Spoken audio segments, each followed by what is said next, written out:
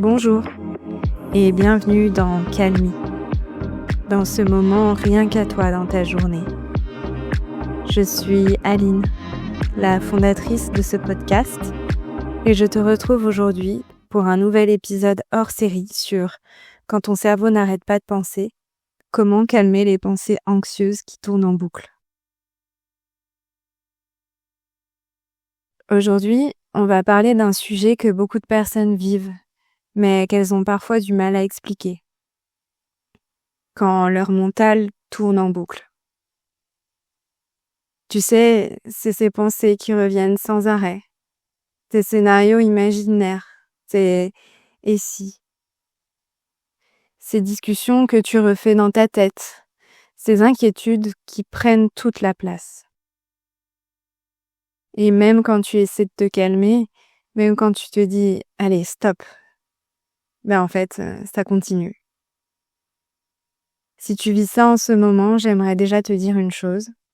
Tu n'es pas seul et tu n'es pas trop fragile.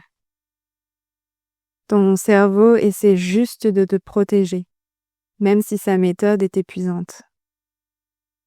Alors tu vas me dire, mais pourquoi les pensées anxieuses tournent en boucle dans ma tête ? On croit souvent que les pensées anxieuses viennent de trop réfléchir. Mais la plupart du temps, elles viennent de trop de pression, trop d'incertitude, trop de fatigue, trop d'émotions non exprimées, trop de charge mentale et surtout, un besoin de contrôle. Parce que oui, c'est un fait, le cerveau déteste l'inconnu. Alors, il scanne, il analyse, il anticipe pour essayer d'éviter le danger. Sauf que le danger, parfois, et même souvent, il n'est pas réel.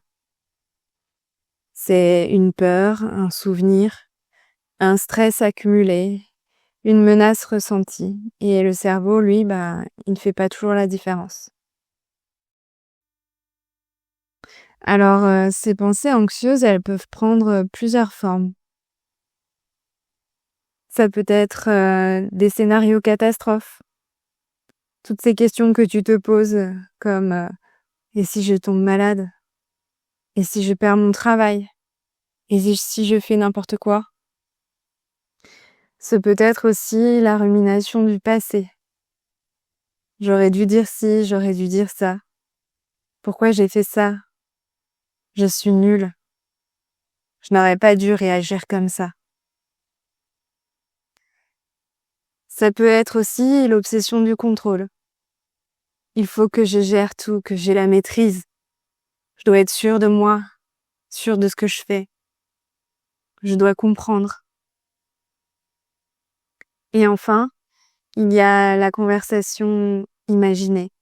Tu rejoues une scène, tu anticipes une réponse, tu prépares une défense. Et tout ça, ça fatigue ton système nerveux.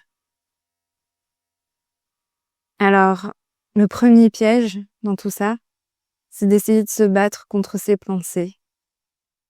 Quand une pensée anxieuse arrive, souvent, on fait l'une de ces deux choses. Soit on essaie de la chasser, soit on la croit à 100%.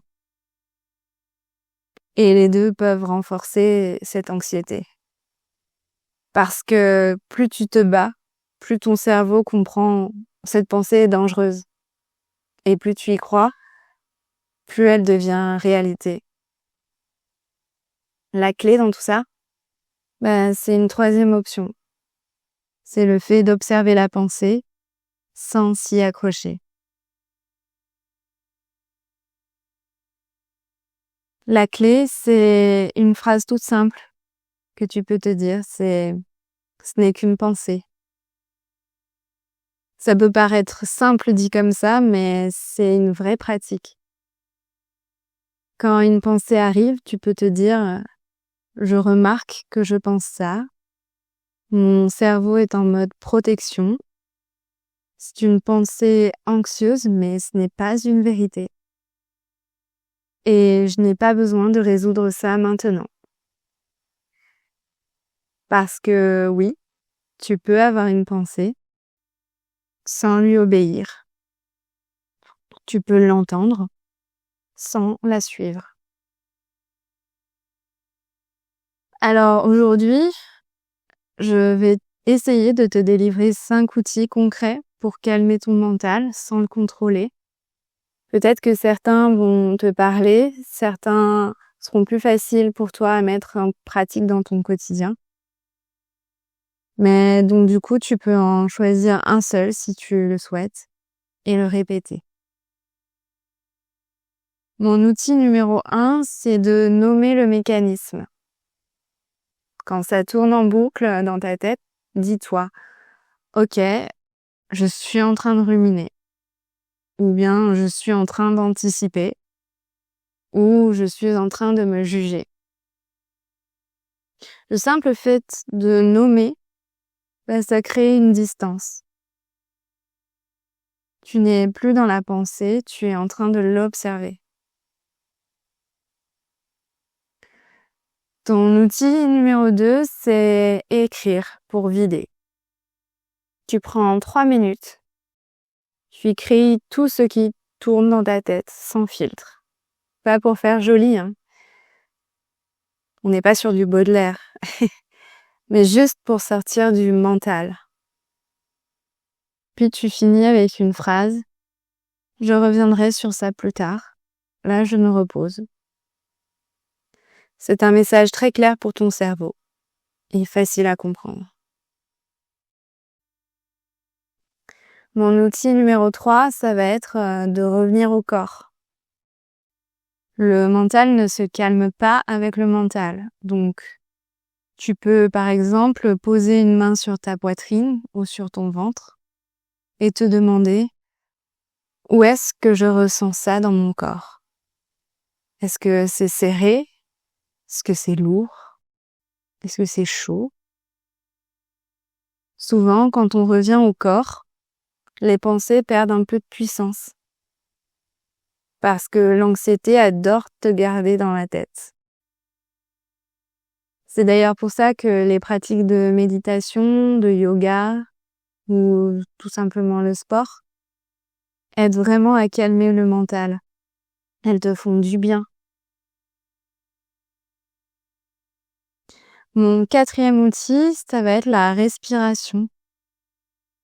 En allongeant l'expiration. Donc, c'est pas une technique très compliquée. D'ailleurs, c'est une des techniques que j'utilise la plupart du temps dans mes méditations guidées sur Calmy.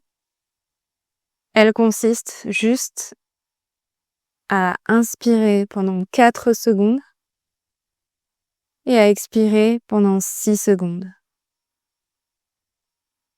Tu répètes cet exercice 5 fois et tu verras, allonger l'expiration envoie un signal au système nerveux. Il lui dit « tu peux redescendre ». Mon outil numéro 5, c'est la méthode du ici et maintenant. Quand tu sens que tu pars en boucle, ramène-toi dans le présent. Tu regardes autour de toi et tu dis 5 choses que tu vois, 4 choses que tu touches, 3 choses que tu entends, 2 choses que tu sens et 1 chose que tu goûtes ou que tu imagines goûter. C'est très efficace, surtout quand l'anxiété monte. Alors comme je te disais, tu n'es pas obligé d'utiliser ces 5 outils. Peut-être qu'il y en a 1 ou 2 qui te parlent selon les situations de ta vie. Mais n'hésite pas à les mettre en pratique dans ton quotidien. Tu verras, ça t'aidera à calmer ton mental. Et si ça arrive le soir au moment de dormir ou en pleine nuit? Car ouais, les pensées anxieuses, elles adorent la nuit. Pourquoi? Parce que tu n'as plus de distraction. Et souvent, ton cerveau se dit « Ah, enfin un moment pour traiter tout ça ». Sauf que toi, en fait, tu veux juste dormir. Alors voici ce que tu peux essayer. Déjà, ne pas chercher à résoudre ta vie à minuit. Prends un stylo, un carnet, et tu écris pendant 2 minutes. Écris tout ce qui te passe dans la tête. Toutes les choses que tu as à résoudre demain peut-être aussi. Car ça peut attendre demain. Tu peux aussi respirer lentement, faire le petit exercice dont je t'ai parlé tout à l'heure. Et te répéter, je n'ai pas besoin de régler ça maintenant. Ton cerveau peut attendre demain et ton repos, lui, il ne peut pas attendre. Alors, avoir des pensées anxieuses, ce n'est pas être fragile. Souvent, c'est être quelqu'un qui ressent beaucoup, qui porte beaucoup, qui veut bien faire, souvent trop bien faire, qui doit se débrouiller ou a dû se débrouiller pendant longtemps et qui n'a pas eu assez de sécurité intérieure récemment. Et parfois, c'est aussi un signe qu'il y a trop de pression dans ta vie actuelle. Et ce n'est pas un défaut. C'est juste un signal. S'il y a une chose avec laquelle j'aimerais que tu repartes aujourd'hui de cet épisode, c'est la suivante. Tu n'as pas besoin de croire tout ce que ton cerveau raconte. Tu peux l'écouter sans le suivre. Les pensées anxieuses, elles peuvent être bruyantes, d'ailleurs elles le sont souvent. Mais elles ne te définissent pas, elles ne sont pas toi. Et petit à petit, avec de la douceur et de la répétition, ton mental peut redevenir un endroit plus calme.